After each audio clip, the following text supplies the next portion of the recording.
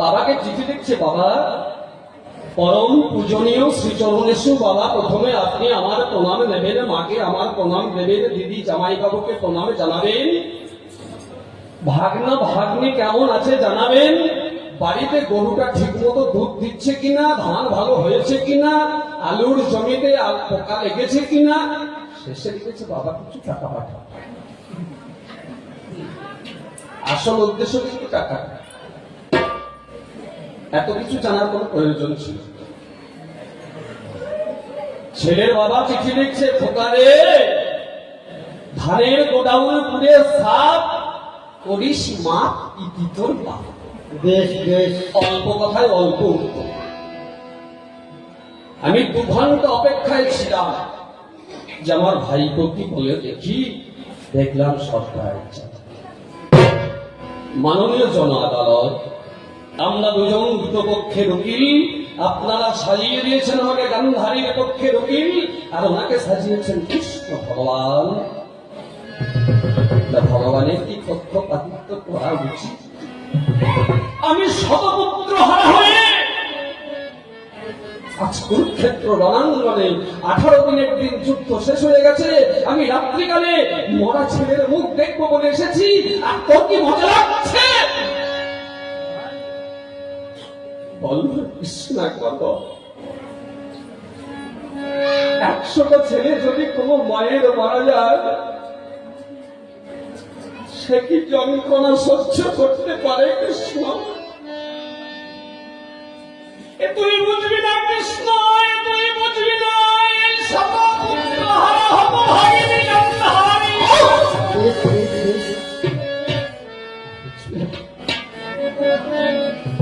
বুঝবি না কৃষ্ণ, তুই বুঝবি না, এটা মা যশোদা জানে, এটা মা দেবকী জানে, তুই বুঝবি। মা সামনে যা ছেড়ে দিলাম, আমি ওই দিকে আর যাচ্ছি না। তুমি যা বলেছো খুব ভালো বলেছো। আমি জিজ্ঞাসা করেছিলাম, তুমি ভগবান, অনন্ত কোটি বিশ্ব ব্রহ্মাণ্ডের স্রষ্টা, তোমার ইঙ্গিতে সমস্ত কিছু হয়, একটা গাছের পাতা পর্যন্ত তোমার ইঙ্গিত ছাড়া পড়ে না। এই যুদ্ধটা কি বন্ধ করতে পারতে না? এত সতী নারীর সিঁদুর গেল, এত পিতা মাতা পুত্র হারা হলো, এত শিশু তাদের পিতা হারা হলো, এই যুদ্ধটা তুমি কি বন্ধ করতে পারতে না ভগবান? এই যুদ্ধটা কি তুমি বন্ধ করতে পারতে না? শুনলে, যে ছেলেটা তেঁতুল তলায় বিড়ি কিনে খায়, সে নাম্বার পায় না, এই কথার উত্তর। তবে কৃষ্ণ তুমি তো ভগবান, আমি তো তোমাকে কটু কথা বলতে পারি, আমি তোমাকে মন্দ কথা বলতে পারি না। শুধু দাবি দেখেছিলাম যেগুলো কেন করলে তুমি বুঝবে। তবে কি জানো, আমি তো তোমার মতো নই, তোমার চেয়ে আমি অনেক বড়। তোমার পিসিমার যা আমি, সেই সম্পর্কে আমি তোমার মায়ের মতো। তুমি একটু হিসেব করে কথা বলো কৃষ্ণ, এই কথাগুলো বলতে তোমার মুখ থাকে একবারও কাঁপলো না কৃষ্ণ? কাঁপবে কি করে? ওর মতো পাষাণ নেই, ওর মতো চোর নেই, যা বলবেন ওর মতো কেউ। ছোটবেলা থেকে যে চুরি করে, সেই বলে না ভুল ছাড়ে নাই, তখন থেকে চুরি করছে।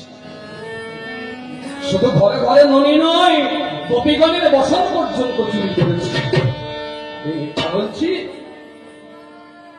কবি গান, ডিবেটের গান, একজন যখন বলে অন্যজন নিচে বসে তার জলে, এতক্ষণ আমার চলছে। তবে কবি গান কথা গান নয়, দু চার কথা বলতে বলতে ভাবের প্রদীপ লাগলো জ্বলতে চূড়ান্ত সময় বয়ে যায় আমার ঢোল একবার মায়েরা উলুধ্বনি বাবারা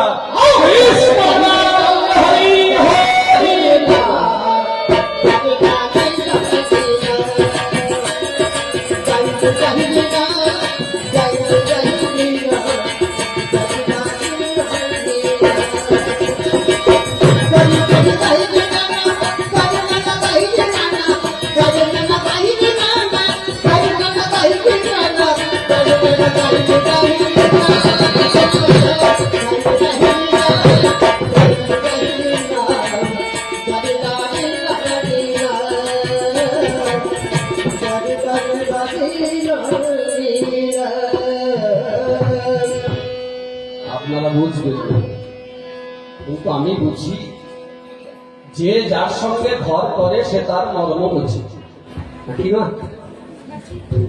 কে কেমন লোক পাশের বাড়ির লোকটা ভালো জানে ওখানে আমার দিদি বসে আছে আমাদের পাশের বাড়ি এক্ষুনি এলো দিদি বললে ভালো আছে কিন্তু দিদি ভালো কি মন্দ সেটা আমি তো জানি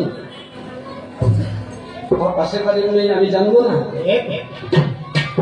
আপনারা যদি মন্দ বলেন আমি শুনবো না কারণ ছোটবেলা থেকে দেখে আসছি এই কৃষ্ণ ওরে চোর কি সাধু চোর কি সাধু ইতরে ভদ্র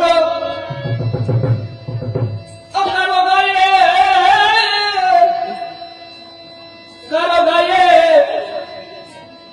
গায়ে কি লেখা থাকে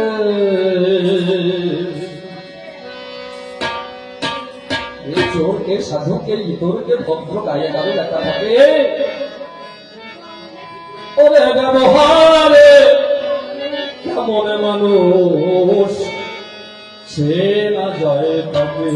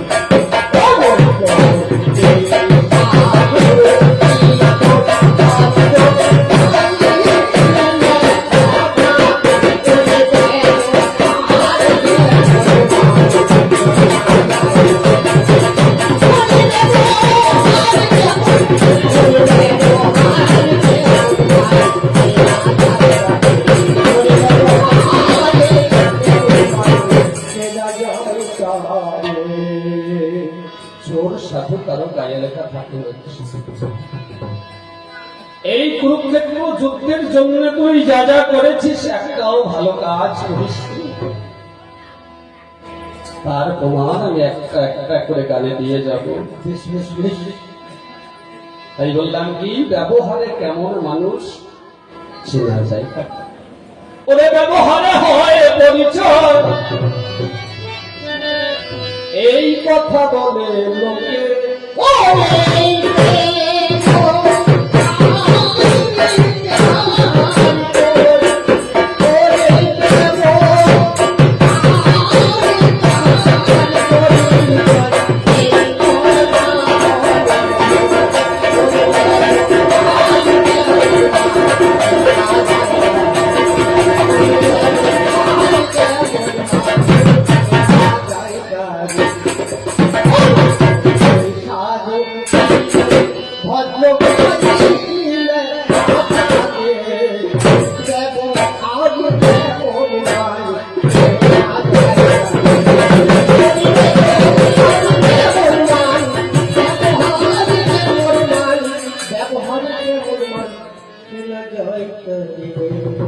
আমার ঢোল বলছে একটু নাচু আচ্ছা বাঁচার দিন নয়, আজ আমার হাসির দিন নয়।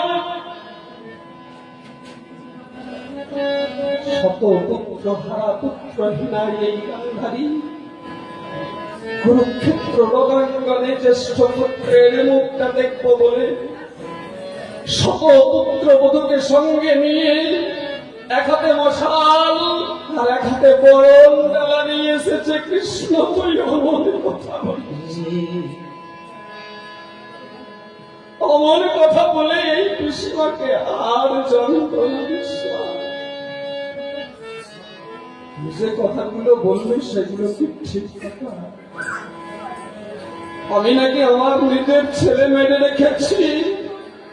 আচ্ছা মা, তোমরা তো আছো, তোমরা কেউ নিজের ছেলে মারতে পারো? বলছি না যে আমার পেটে নাকি আমি লোহার কোশল মানে লোহার মোগর দিয়ে আঘাত করেছি, একটা অলাভ মানে লাউয়ের মতো একটা মাংস পিণ্ড জন্ম নিল। কৃষ্ণ, তুই কি জানিস না একটা মেয়ে গর্ভবতী থাকে 9 মাস 10 দিন, সেই গর্ভের যন্ত্রণা মায়েরা যে কত কষ্ট করে সহ্য করে, কিন্তু আমি 24 মাস ধরে এই যন্ত্রণা ভোগ করছি। এই যন্ত্রণার কত কাল আমি ভোগ করব? বল কৃষ্ণ, বল, তুই বিচার করে দেখ, চিন্তা করে দেখ। একটা মেয়ে যদি 24 মাস গর্ভ ধারণ করে, তাও যদি বাচ্চা না হয়, আর যন্ত্রণা হয় না? আমি গর্ভের যন্ত্রণা সহ্য করতে না পেরে লোহার মুসল দিয়ে আঘাত করেছি। এতে আমি কি ভুল করেছি কৃষ্ণ? তুই তো ভগবান, তুই সেই ভগবান।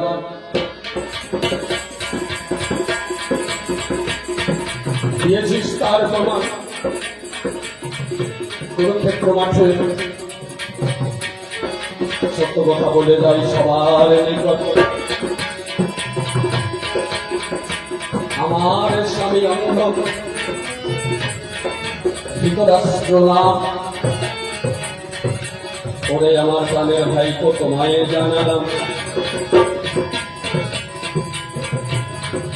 কৌরব এবং পাণ্ডব এটা ভাগ করলে তুমি হলে বিশ্বস্রষ্টা, তুমি অন্তরে জানি। নিজে সে ভাগ করে দিলে দয়াময়, কিন্তু তোমার কোন কলঙ্ক নাই হে রসময়। যত দোষ এই গান্ধারী আর যা ধৃতরাষ্ট্র রাজা,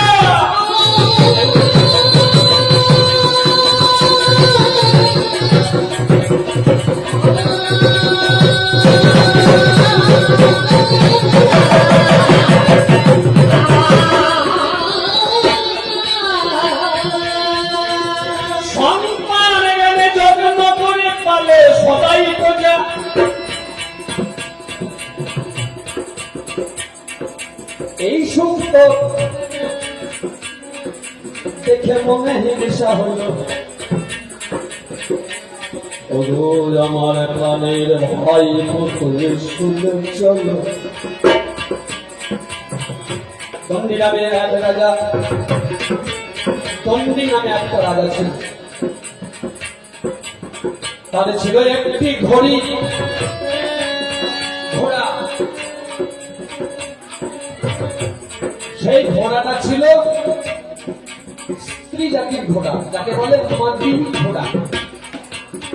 পুরুষ হলে বলে না মদ্দা, স্ত্রী জাতি হলে বলে মাদি জাতি। তন্ডী নামে দুই রাজা ছিল একটি ঘড়ি। সেটা দিনের বেলায় ঘোড়া থাকতো, রাতে হতো নদী। রাত্রিবেলায় সেই ঘোড়াটাই নারী হয়েছে। যত্ন করে সেই নারীকে সঙ্গী ভালোবাসে, এই কথাটা পাঁচ কান হয়ে কৃষ্ণের কাছে আসে। মনে মনে ভাবে তখন কৃষ্ণ জানার্দন, ওই বন্দী রাজার ঘোড়ায় আমি পড়িব হল। বন্দী রাজা ছোট রাজা, নাই করেছি সৈন্য, তোমার সঙ্গে যুদ্ধ করতে সেই রাজা পারবে কেন? সেই সময়ে ওই রাজা ভাবিতে লাগিল, ঘোড়ায় আমি দেব না তো, মনে জানে ভালো। জামাই দিলেন না,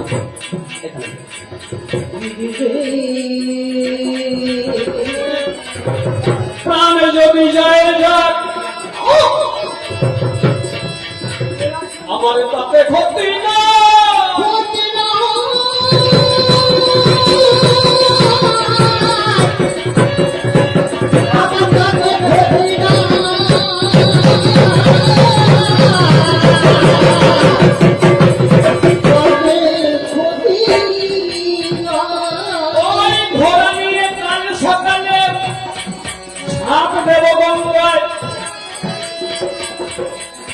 যে ঘোড়াটা দিনে ঘোড়া থাকে, রাত্রে নারী হয়, আর মায়াকেও কাটাতে পারবে? বন্দী রাজা সকালবেলায় বিকল্প করিল, ঘোড়ার গায়ে গলায় একটা দড়ি পড়িয়েছিল। শরীর হলে বন্দী রাজা কাঁদতে কাঁদতে যায় যেখানেতে সুভদ্রা স্নান করে গঙ্গা। ছোট রাজা দেখছে একজন রমণী স্নান করছে। ওই রমণীর স্নান করা হয়ে গেলে আমরা দুজনায়, আমি আর ঘোড়া দুজনায় জলে ডুবে মরবো।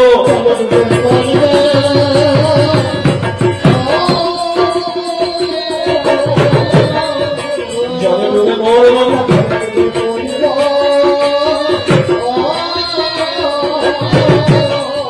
এই কৃষ্ণকে ঘোড়া নয়,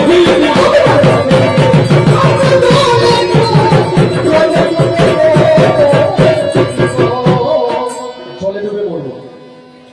সুভদ্রা স্নান করিতে আসছে, আর বন্দী রাজা সেই ঘোড়ার পরে তাকাচ্ছে, গায়ে হাত বুলাচ্ছে, আর বলছে তোকে নিয়ে কতদিন কত রকম খেলা খেলেছি, তোর পিঠে কত চেপেছি, তোকে কত যত্ন করে আদর করে বুকের মাঝে দেখছি, আর তোকে আমি আটকে রাখতে পারবো না। কৃষ্ণের জন্য চল এবার আমরা জলে ডুবে মরি। সেই কথাটা সুভদ্রা সেই শুনতে পায়। রাজার কাছে গিয়ে তখন সুভদ্রা গায়, রাজা গো তোমার কি হলো, ঘোড়া নিয়ে মরতে কেন ঘাটে আসা হলো? দণ্ডী রাজা সব কথা বলল তখন ঘুরিয়ে। সুভদ্রা বলছে চিন্তা নাই, আমি কথা দিলাম সকালে, সকালে আমি কথা দিয়েছি, সকালবেলা স্নান করে উঠে আসছি, তোমাকে কথা দিলাম ওই কৃষ্ণ থেকে তোমার কোনো ভয় নয়, ওর হাত থেকে বাঁচাবো, তোমাকে ডুবতে হবে না। যাও যাও ঘরে ফিরে নিশ্চিন্তে যাও। ওই আমার বন্দীরা যায় আমার কথা না। এই শুনে বন্দী রাজা ঘরে ফিরে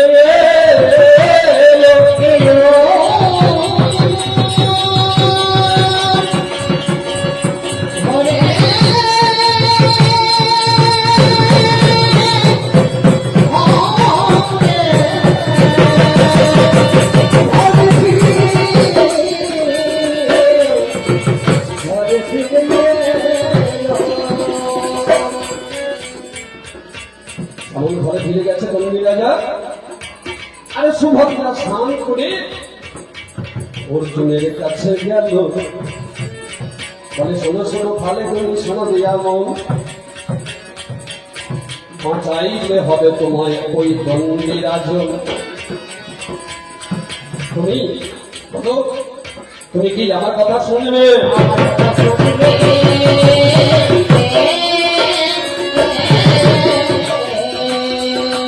আমার কথা শুনবে?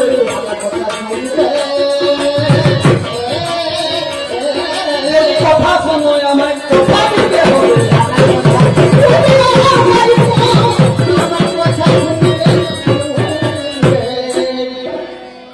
অর্জুন বলছে সুভদ্রে, তোমার কথা আমি শুনবো, তোমার কথা রাখবো কি? প্রতিজ্ঞা করেছে বলো। সেই দণ্ডী রাজা একটা ঘোড়া আছে, দিনে ঘড়ি রাতে নারী হয়। এই দণ্ডী রাজাকে আর ওই ঘোড়াটাকে তোমাকে বাঁচাতে হবে। অর্জুন বলছে চিন্তা নাই সুভদ্রে, আমরা 105 ভাই, সকলে মিলে প্রয়োজন হলে কৃষ্ণের সঙ্গে যুদ্ধ ঘোষণা করব। আর এই অন্তর্যামী ভগবান তো মনে মনে জানতে পেরেছে, মনে মনে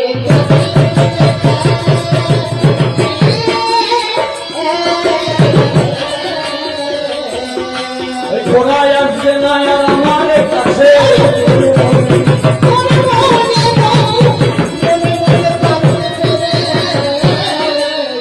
সমস্ত বলকে বিভক্ত করতে হবে, ভাগ করতে হবে। সঙ্গে সঙ্গে চলে গেল ওই হস্তিনায়, গিয়ে বলে ওগো যুধিষ্ঠির আমার প্রাণের ভাই, তোমরা হলে পাণ্ডুর ছেলে, তোমরা ধর্মেতে প্রবীর,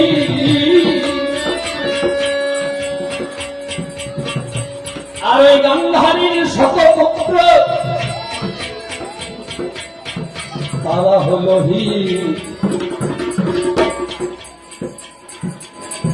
ভাগ করে থাকতে হবে, কথা মিথ্যা নয়। পাণ্ডব নামে তোমাদের দাও পরিচয়, পঞ্চ পাণ্ডব কৌরবদের সাথে ভাগ হয়ে গেল। এই ভাগের মূলে ছিল ওই চিকনের আলো। আমাদের ছেলেদের সঙ্গে ছেলেদের ঝগড়া হতে পারে,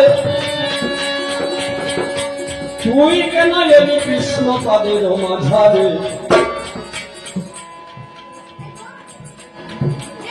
তিনজন চারজন ভদ্রলোক এই কেতু গ্রাম থেকে মনে করুন কৌশিক গ্রাম গিয়েছে মেয়েদের। এক ভদ্রলোকের 3টে মেয়ে আছে, খবর পেয়েছে, মেয়ে দেখতে গিয়েছে, বড় মেয়েকে দেখতে চলে আসে। এইবার এই 3-4 জন ভদ্রলোক গিয়েছে, গিয়ে দেখছে সব ঠিক আছে, কিন্তু মেয়েগুলো কথা বলছে না কেন? একটা মেয়েও কথা বলছে না, এর কারণটা কি? এদের মধ্যে এক চালাক ছিল আমার মতো,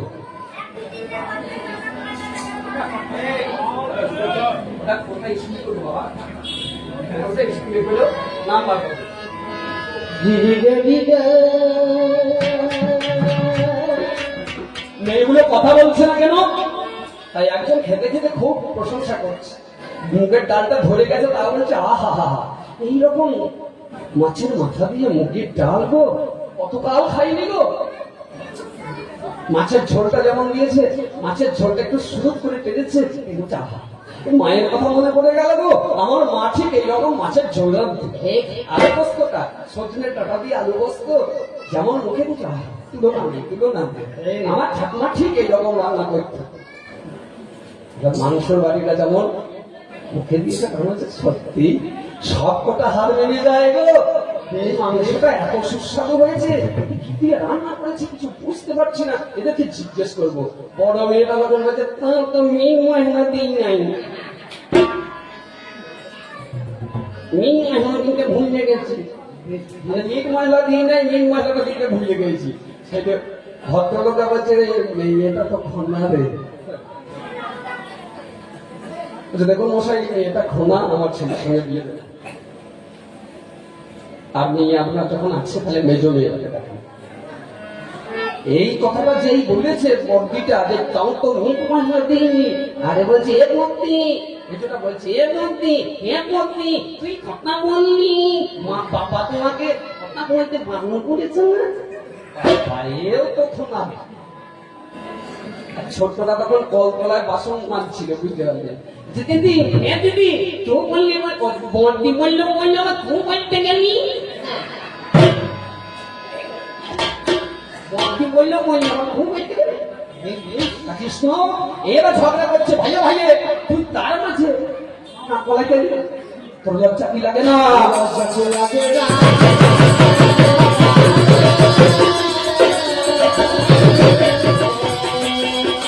লজ্জা কি লাগে না? একটুখানি করে নিতে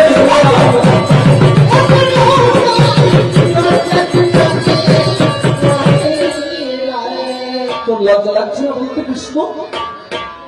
তুই যে কথাগুলো বলে গেলি এগুলো তো ঠিক কথা নয় বাবা, মায়ের মনে কষ্ট দিস না। আমি হতভাগিনী নারী, 100টা সন্তান হারিয়েছি, আবার আমার সাথের জামাই ছিল, মেয়েটার নাম দুঃশলা, বিয়ে দিয়েছিলাম জয়দ্রথের সঙ্গে, চক্রান্ত করে তাকে মারলি। সেই কথা বলে আজকে আমাকে কেন লজ্জা দিচ্ছিস? তুই মিথ্যা কথা বলিস না, তুই না ভগবান, তোর দ্বারাই সবে হলো। কেন তুমি আমায় দোষ দাও বলেছি? তুমি কালু কেন জানি যখন আমি বাপের ঘরে বুড়ো ছিলাম, একটা রাজার সঙ্গে বিয়ে হবে কানেতে শুনিলাম, ছেলে নাকি দেখতে ভালো, রং ভরসা হয়। ধীরে ধীরে পেয়ে গেলাম ছেলের পরিচয়। আমি বুড়ো মেয়ে, পাশের ঘর থেকে শুনছি সখীরা বলছে গান্ধারী তোর যে স্বামী হবে সেই ছেলে খুব দেখতে ভালো, ছেলে রাজা, ছেলের গায়ে হাজার হাতির বল। বাচ্চা ছেলেরা যেমন বেলুন ফেলায়, গান্ধারীও তেমনি বুক ফুলিয়ে দাঁড়িয়ে আছে। এত সৌভাগ্য আমার গো। শেষকালে সখী বলছে গান্ধারী রে, ছেলেটা চোখে দেখতে পায় না, অন্ধ। কি বললি? খোলা বেলুন যেমন হাওয়া চলে যায়, একটা লিক করে দিলে আমার ঠিক তেমনি দশা। এত ভালো এত ভালো এত ভালো বলে শেষকালে ছেলেটা অন্ধ। বেশ, আমার কপালে লেখা, মিথ্যা তো হবে না, লিখে রেখেছে সোনার দল সেই কালো সোনা। মিথ্যা হবে না বাবা। গিয়েছিল সেটা ভীষ্ম, ভীষ্ম আমার বাবার কাছে গিয়ে বলে, সুবল রাজা কথা শোনো পাচ্ছে, আমার ভাইপো আছে তাদের ধৃতরাষ্ট্র নাম, রূপে গুণে অতুলনীয় গুণের গুণভান, তোমার ঘরে গান্ধারী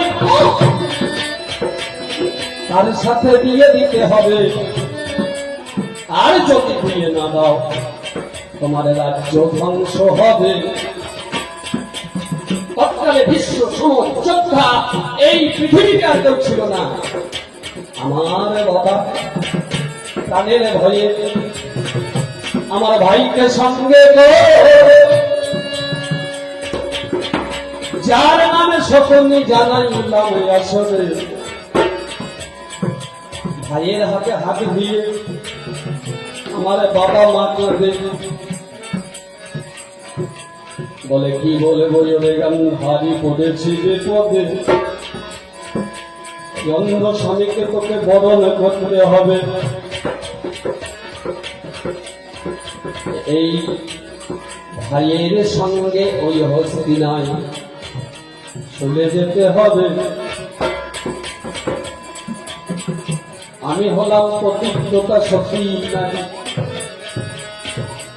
আপনাদের কাছে একটু সেটা প্রকাশ করি। আমার স্বামী দেখতে পায় না, এই জন্য চিন্তা করলাম স্বামী যখন দেখতে পায় না আমি আর কিছু দেখবো না।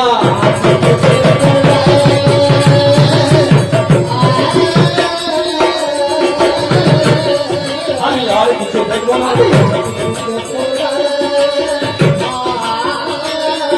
আমি করে মনে মনে করি বিবেচনা,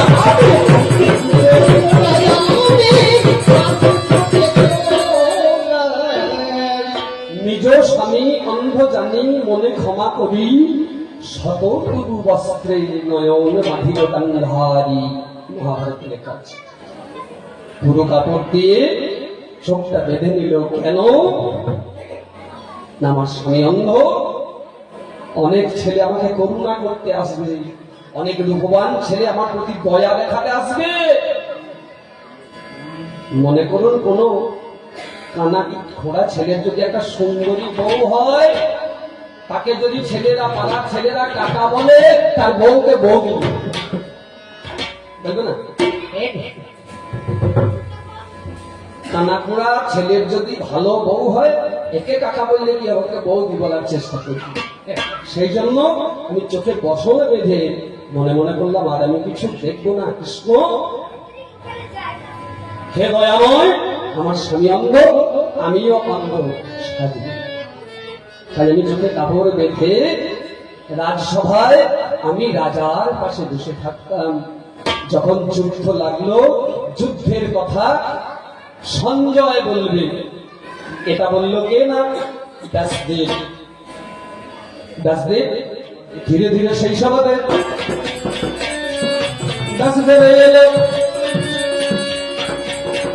বলে পুত্র ধৃতরাষ্ট্র কথা শুনে চলো কুরুক্ষেত্রে রং। যদি ইচ্ছা থাকে মনে তোমায় দিব্য দৃষ্টি দেব তোমার ওই নয়নে।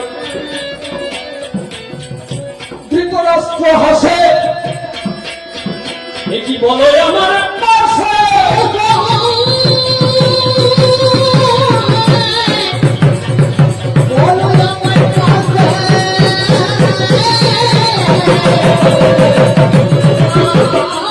এই কথা বড় মঙ্গল ধৃতরাষ্ট্র বলছে, আমি যে সম্মান আমার ছেলেরা যুদ্ধ করবে, আমার ছেলেই হোক আমার ভাইপোর ছেলেই হোক, মারা যাবে তারাও তো আমার ছেলে। আমার বংশে ধ্বংস হবে। সারা জীবন আমি নয়ন পাই নাই, চোখ পাই নাই, দেখতে পাই নাই, আর এখন ছেলেরা মারণ চোখে মাতোয়ারা তুমি চোখ দিতে এসেছ। মনে করুন 90 বছরের কোন মা, সেই মায়ের সামনে কেউ যদি আসে, কোন ডাক্তার যদি আসে, মা গো তুমি তো আর চোখে ভালো দেখতে পাও না, তোমার ছেলে 10 মিনিটের মধ্যে মারা যাবে, তুমি কি চোখটা নেবে? নেবে নেবে মা? সে চোখ নিয়ে ওই ছেলের মরা মুখটা দেখবে তা নাই। এই যন্ত্রণা তুই বুঝবি না কেন? এই যন্ত্রণা যদি বুঝতিস তাহলে আমাকে এই রকম কথাগুলো বলে যেতে পারতিস না কেন? এইরকম কথাগুলো বলে যেতে পারতিস না। যাক, তুমি বলেছো ধর্মযুদ্ধ, কোথায় ধর্ম? পিতামহ ভীষ্ম 10 দিনে মারা গেল। অর্জুনকে বললে, হে অর্জুন, ওই পিতামহ না করতে পারলে এই যুদ্ধে তোমাদের জয় লাভ হবে না। অর্জুন কি করলো? চুরি করে বিশ্বের কাছ থেকে বান নিয়ে এসে ওই পিতামহ ভীষ্মকে মারল। বল না কানাই, একটু চিন্তা করে বল, এটা কি তোর ছলনা নয়? বিশ্ব গেল। 10 দিন যুদ্ধের পর বিশ্ব মারা গেল। তারপরে সেনাপতি রওনা হয়ে গেল। এটা কৌরব পাণ্ডবদের গুরু কৃষ্ণে না বলো। 15 দিনের দিন দ্রোণ মারা যায়।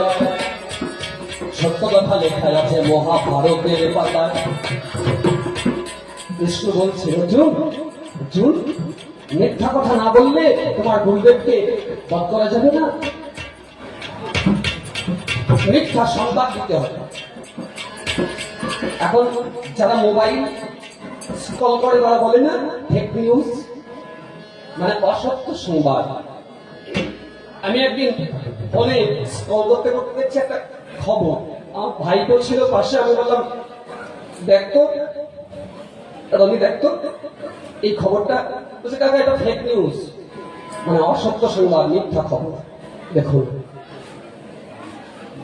কৃষ্ণ রে, তুই কি করলি? বললি বলতে হবে অশ্বত্থামা হত। দ্রোণের ছেলের নাম অশ্বত্থামা। কাউকে যদি মিথ্যা খবর বলা হয় যে তোমার ছেলে মারা গেছে, সে কি আর যুদ্ধ করতে পারবে? পারবে না। যুদ্ধ করতে কেন, তাকে যদি ভালো সুস্বাদু খাবার দেওয়া হয় আর খেতে পারবে। যদি কোনো মা, যদি কোনো বাবাকে বলে এই মাত্র ট্রাক্টর চাপা করে তোমার ছেলেটা মারা গেল, সেই মা যদি বাথরুমে স্নান করে সেই ভিজে কাপড়ে গিয়ে ছুটে গিয়ে জড়িয়ে ধরবে সেই সন্তান, এই মিথ্যা খবর তোকে দিয়ে আমার ছেলেটাকে পরাজিত করতে হলো রে। লজ্জা লাগছে না বলতে, একটু মুখটা কাঁপছে না? কৃষ্ণ এইবার বলি,